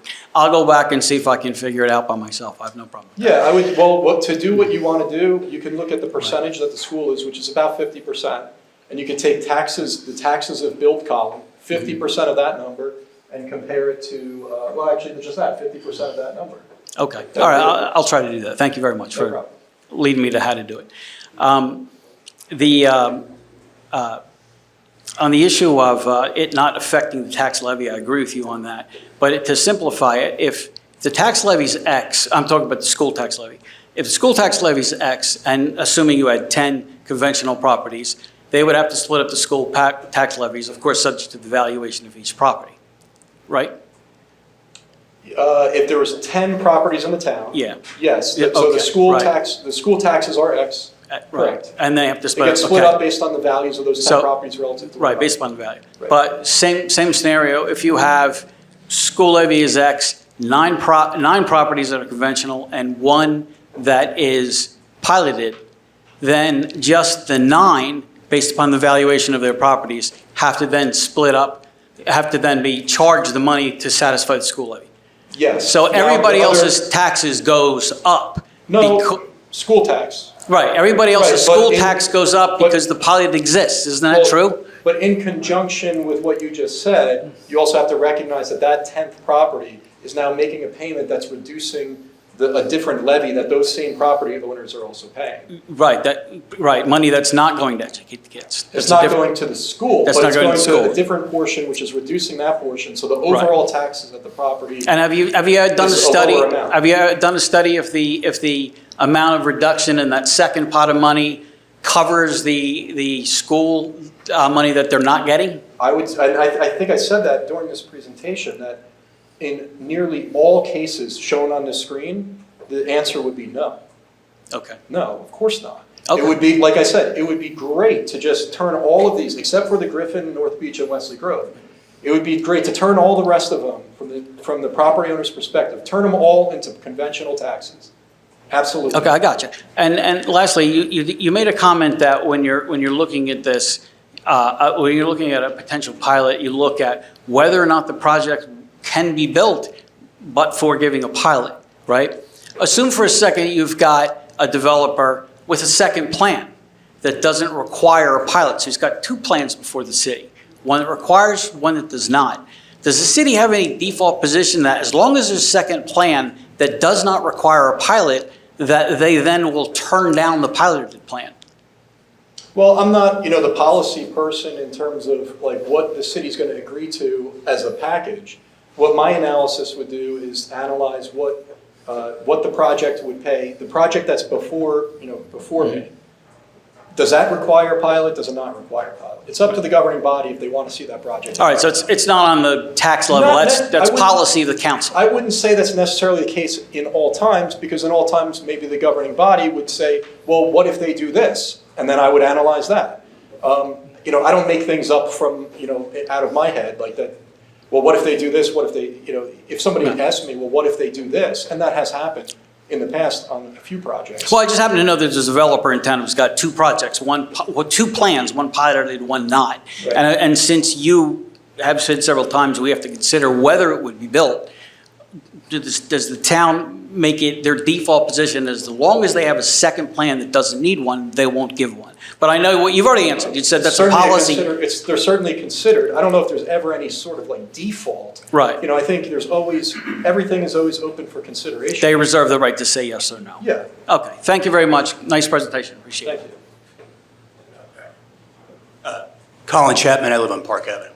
Thank you again for describing the pilot program. I feel much more in the know than I was earlier. I just wanted to express concern, and I did have a question about, I'm a homeowner. I'm concerned that I'm paying disproportionately more taxes than someone that's living in a pilot program environment. All due respect to my developer friend over here, I feel like I'm picking up where the incentive that you're getting, I'm the one that carries the burden to pay that incentive as a taxpayer who doesn't have the advantages that a lot of these people that are living in these pilot environments are enjoying. And I'm wondering if, this school budget thing is absolutely insane. It's crazy that that's taking up 50% of the budget. If I remember correctly, when I looked at the slides, it was it $7,000, or whatever the number was 5 years ago. And I understand that we lost a grant and all of that. But at the end of the day, have we done an analysis on folks that are not living in a pilot environment, homeowners that live in this town, what our taxes will look like in 3, 5, and 10 years relative to where they are right now? I'm concerned that there's going to be a tax crisis for myself and people that have that are in a similar situation that I'm in. If you look at the dates for these pilot programs, they are 30 years from now. It's like, it's a lot of them have, I don't know if the clock is starting to tick, but I think this is going to get much worse I don't see it getting better. Something has to give. And I'm wondering if the town has looked at this, evaluated it, and if they have any potential, are they batting around some ideas on what can be done in the future? And that, I don't know if you're involved in that. I see the deputy mayor is here. I see the tax assessor is here. Are these things being discussed for people that live in this town that are not in a condo that's part of a pilot program? My taxes have gone up 40% in 3.5 years. I'm on a trajectory that it's scary. And when you see these numbers up here, I'm concerned that, it's going to only accelerate. It's not going to be a 10-year doubling. It's going to be maybe a 6 or 7 year doubling of my taxes. So I'd love to hear feedback on if this is something that's being evaluated, and are there plans to address this? Well, the critical element of that is all boils down to how much more aid is the school going to lose. That's really what it boils down to, because 5 years ago, I could have told you this was going to happen. The city knew that this was happening, and they were presenting it every year. The letters would go out with the tax bills, and they would constantly be explaining, hey, this S2 bill, it's changing the school. The school board, to their credit, is constantly communicating the same, having meetings. What really needs to happen is it has to happen. It has to happen on that side. It has to happen on the school side, or on the legislative side. But that critical point that I forget what term you used, but I mean, look at these numbers. We're well past that critical point. You said your taxes have gone up 40% since when? Like 3.5 years ago. 3.5 years ago. Yeah. I mean, that's right in line Right. with the way that the total tax levy has changed. Right. We've gone from we only needed $31 million in 2020 All to now all of these $50 people that million. are living in these condos that are not even, the CO hasn't even been issued yet. I mean, you look at all the development that's going on, the burden of additional funds that are going to be required for cops, for firemen, for all kinds of different things. Just forget about the school for a second.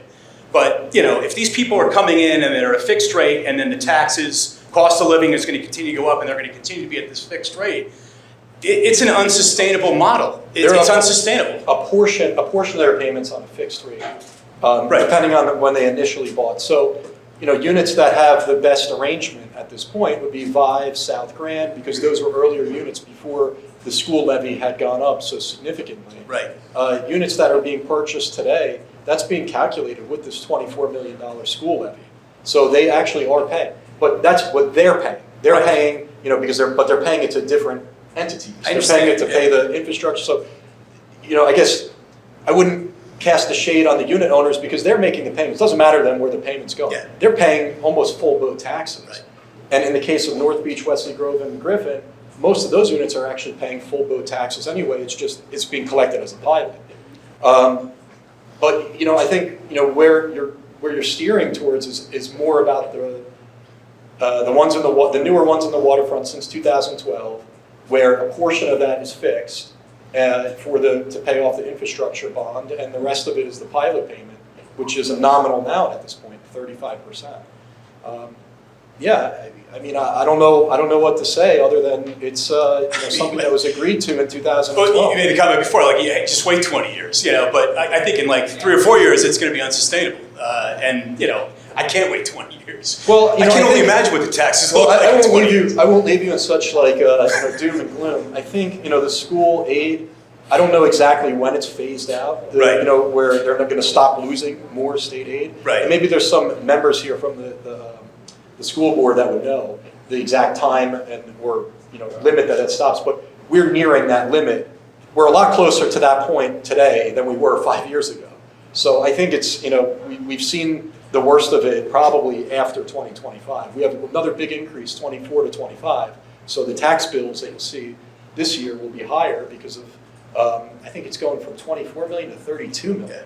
Huge increase in a single year.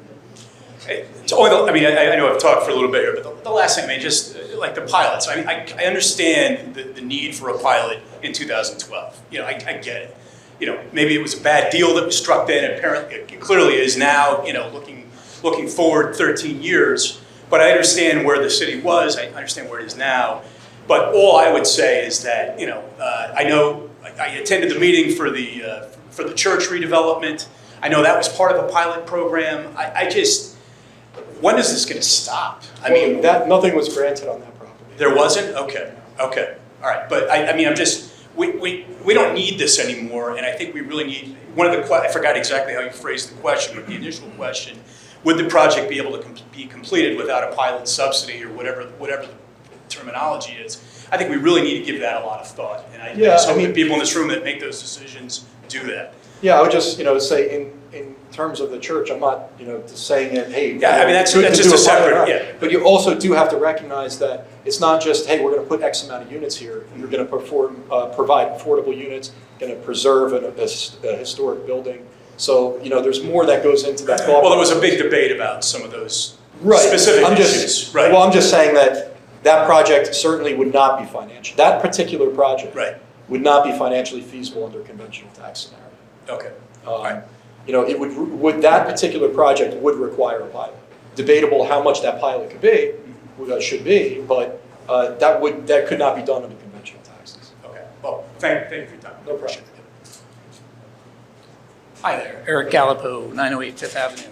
Hi, Eric. So I think something you said, and just to demonstrate how little I know about sports, I can't remember what day of the week you're supposed to be a quarterback. Here's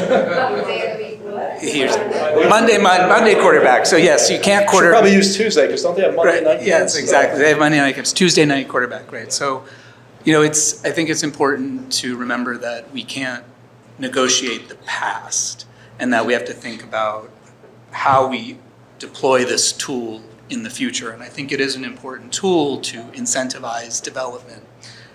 It's true that these are not the only incentives that developers get.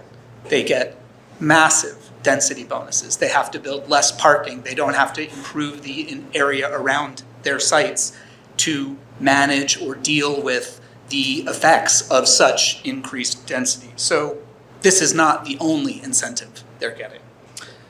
And then I just want to go back to the thing you said. Your role in this process, and thank you for it, is determining the financial viability of a project A, under A or B, right? Would it not happen if you didn't get the pilot?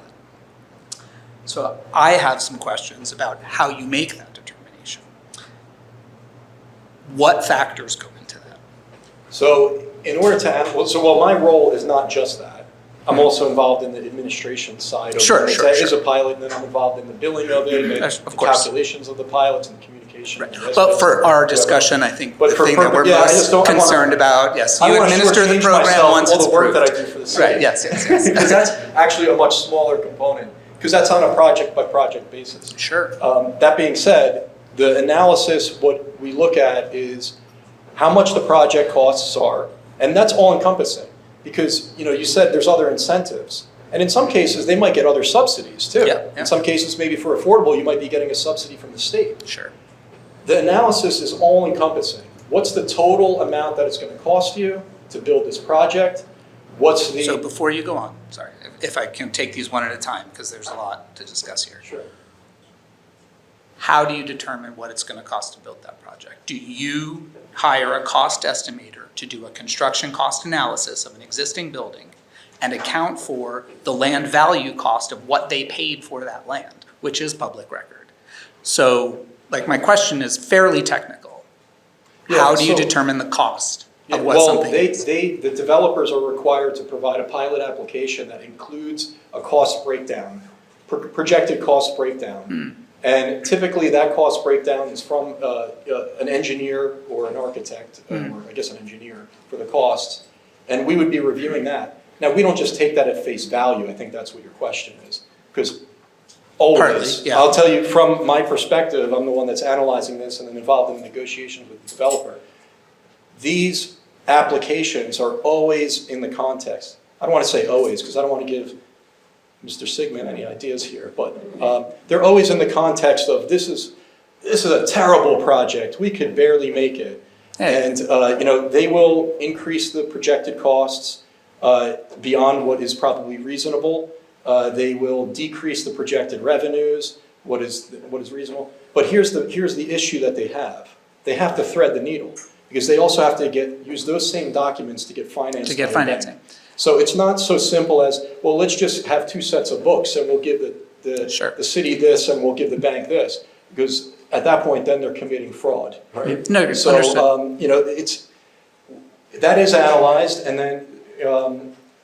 then we extract out what the IRR is for that the amount of money that you're putting out. I don't want to get so technical, but the amount of money that you're putting out and the amount of money that you're going to return over an X amount of time frame. What does that equal out to on a percentage annualized appreciation basis? Sure. And there's typical amounts that are expected from developers, but what's more important today is what is expected from the financiers. Financiers are typically expecting the developer to dish out 30% equity into their own project, in some cases 40% today. It was more like 30% 2 to 3 years ago. Now they're expecting more. And what the banks are expecting to see in most cases is that the cash flow on the project, if we're talking about a rental project, is covering with some buffer the annual debt service payment. And all of that has to be analyzed as that package. Understood. But what I've not heard you say is that the city does not commission its own independent construction cost analysis based on actual construction plans to estimate the cost of building a project, nor do they have a recent market study of the real estate value or rental rates or sale rates that would be expected for those properties. And so while we, nobody can fault a developer for being a developer. That's what they do. You don't expect a leopard to change its spots. But there is no independent, city-driven analysis of both construction cost, land value cost, and revenue modeling. Well, I am that expert, so it might not be sufficient Independent. for your purposes. Independent, but yes. I am that expert for the city. You and are. I do analyze I am not everything meaning to that you just- denigrate you in any way. Everything that you just said does get analyzed. I would say that we're not necessarily opposed to going outside in certain cases if we feel that we need to further the analysis to any degree, whether it's a rental analysis, which we're certainly capable of between Mike and myself, or the construction costs, which does get more complicated. Yeah, it's more. But we're also not going to, willy-nilly spend the city's money on experts, right? And spend $30,000, $40,000 to figure something out that we already know. So we do look at things in terms of the reasonableness of it. And in many cases where plans have been put forward to us, where the developer expressed that their projected costs are going to be whatever, we simply didn't accept it. And, ultimately, the pilot, most of these projects, there hasn't been any recent pilot agreements. I can't think of the most recent one other than in the waterfront. But a lot of these, they get negotiated and the developer walks away because they're not accepting the terms that the city would require. Or the city simply says, no, we will not do a pilot on this project. That sounds better for us because, as you said, these pilots ultimately come out of the pockets of other people.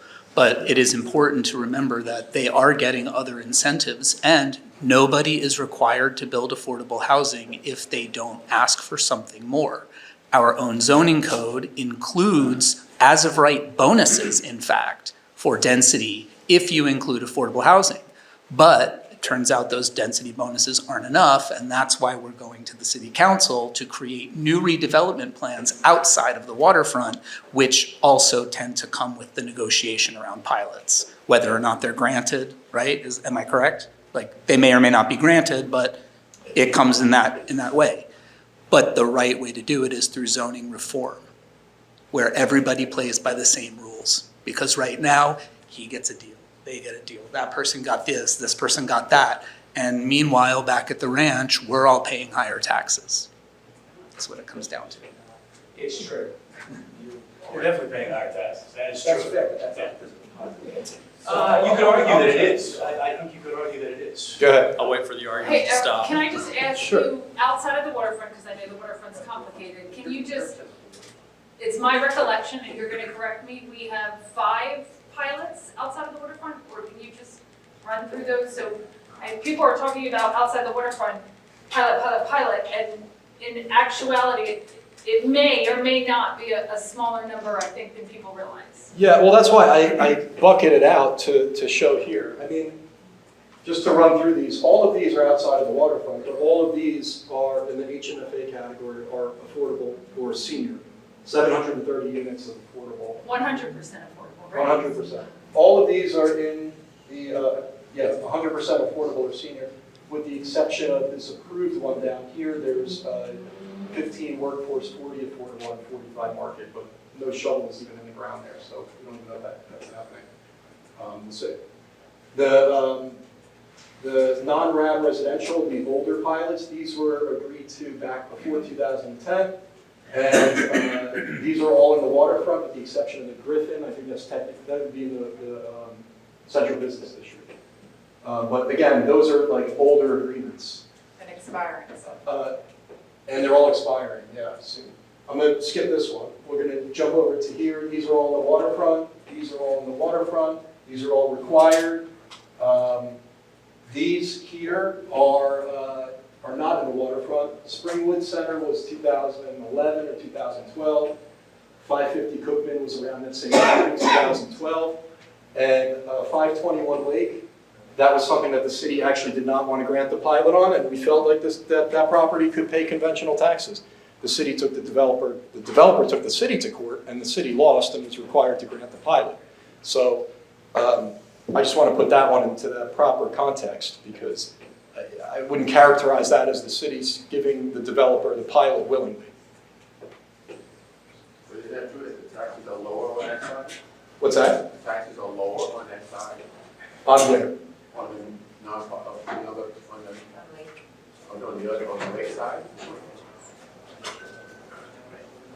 On the ocean side, taxes in the land is higher than on the other side. On the west side. Yeah.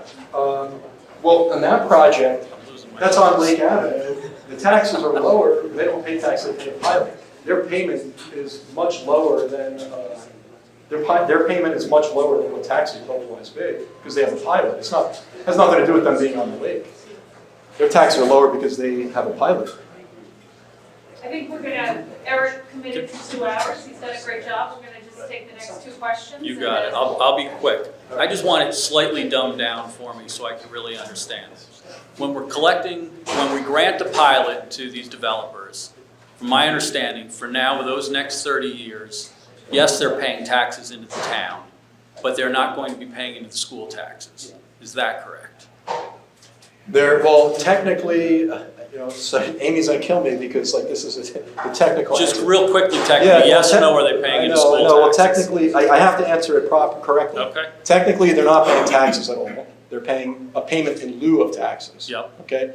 That payment in lieu of taxes is going to the as city. a revenue source to the city. So the answer to your question is no, they do not pay school taxes. So now, as everything is, when you assess the taxes and do everything each year, now our taxes, you're raising the value of all of the homes in the city. As a result, the state has now taken all of our school funding away. So our school budget has now doubled, but the only people paying it are the people who live in town, with the exception of the homes that have now just increased our value. They're not paying anything. So we're doubling our taxes and they're paying nothing. Well, the whole presentation that I gave today shows you that the statement that they're paying nothing is inaccurate. Okay? I don't give a shit about the other. They're not paying anything to school taxes. They're not paying anything to school, but they're paying towards the municipality. And your taxes, you're paying your total taxes. You're not writing a check to the school and writing a check to the city. We're talking about you're paying your total taxes. And you're paying the same bucket of taxpayers are paying into the school and paying into the city. So the money that those property owners are paying in pilot is reducing one of those line items. You follow? It's reducing the amount that the city has to collect. So you're receiving the benefit of that by the city not needing, instead of needing $48 million, they would otherwise need an additional $5.5 million if it wasn't for those pilot agreements. Now, it would be great if those properties that are on pilot agreements are paying conventional taxes. Said it 1,000 times. It holds true. I know we can't, but why would we keep offering? We don't need to give incentives for anybody to develop in this town. It's already exploding. And as a result, it's causing everybody's property prices to go up, which is raising our taxes. Our taxes wouldn't be going up if we weren't giving all of these freebies out. Which project are you talking about? I'm talking about any of them. Anything where you're granting a pilot, if they are not paying into the taxes, yet they're causing everybody's property value to increase. As a result, we are the ones paying the extra in the school taxes and not the homeowners. Your question is in the context of why is it being approved. So the reason I'm asking you what project specifically you're talking about is because well, I know coming up when you did address it. The church is my latest one. I know all the old ones are done. Well, no, it depends on what bucket. I mean, if we're talking about something in the waterfront, the city doesn't have a choice. It doesn't have a choice. I mean, I said that in the presentation 30 times. Future work. What's that? It does on any future grants if you're going to let any more work. That's what I'm trying to avoid. No. Is we got to just stop giving out pilots. It does not have a choice. The project's not being discussed today in the waterfront. let's say a new lot comes, subsequent developer comes in, says, I'm going to put these units here. We want to apply for a pilot. The city is required to grant the pilot on that project because of the project finance agreement. Okay. What about in other places in the city? In Forget other about places in the waterfront. city, there's not a requirement. But that's why I asked you, what project are you specifically So, talking all right, about? I'm saying the church right now on Second Ave. That has not gotten a pilot. But that one has not. But it has gone to the planning board, and are they going to now issue a pilot? Or has it just been refused? I don't know, we'll see. Okay. But the city has not agreed to do a pilot on that property, Okay, so. fair enough.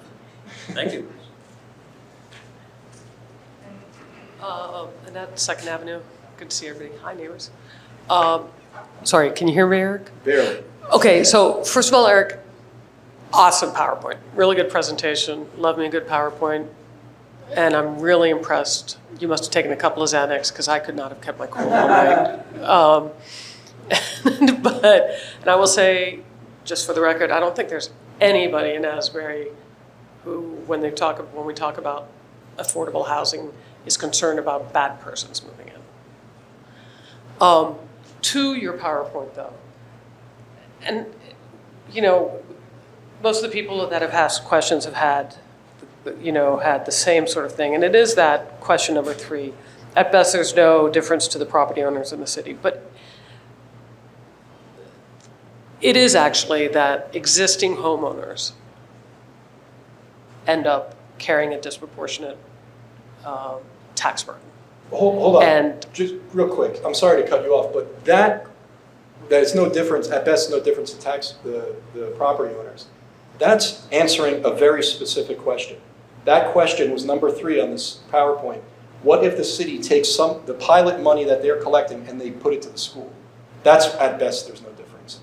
I'm not saying, it seemed like you were characterizing that at best, there's no difference. Yeah, I mean, I could have addressed 1 and 2 too, but 3, I think, if, say, from the municipal budget, there was a decision to allocate towards the school budget, right? The municipal budget is paid for by 100% of real estate. The school budget is paid for by a subset of ratables, right? Well, that's not accurate, no. So the pilot. Same group of taxpayers pay both of those tax levies. Same group, same exact group. The pilot ones do not actually, that's not how they're No, the calculated. tax levy. The tax levy is a result of the revenue sources and the expenses. Right, but if you increase the tax levy, that would be paid by all, as opposed to increasing the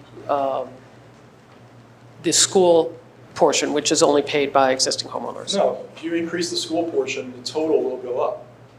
I mean, if you increase this number, if you decrease this number will go down. Like, this number is not pulled out of thin air. This number is adding all of these numbers up. That's all it's doing. So if you change any of these, it's going to change this. And it's the same bucket of taxpayers that pay this. This number, for example, is divided across these, well, county not really, right?